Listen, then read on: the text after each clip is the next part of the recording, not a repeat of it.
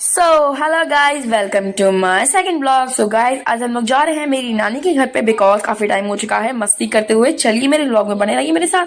गाड़ी भी हम लोग निकल पड़ी अपनी सवारी करते हुए एंड देन फिर रास्ते में हमें दिखा हमारा फ्लैग जो कि बहुत सुंदर था। फिर फाइनली हम लोग अपनी मंजिल पे पहुंच गए। फिर हमने पहुंचते ही खाया वहाँ पे आइसक्रीम, टूनला की फेवरेट, एंड हमने खाई कचौड़ियाँ। देन हम फाइनली निकल पड़े अपने नानी के घर के लिए। फिर वहाँ पे हमें कुछ दिख रही बकरियाँ एंड गाँव के कुछ अजीब नजारे। एंड देन हम रास्ते भूल गए। फिर हमने रास्ता पूछा, फिर हम दोबारा रिटर्न लेके गए तो वहाँ फंस गए। फिर हम लोग फाइनली अपनी नानी के घर पहुंच गए।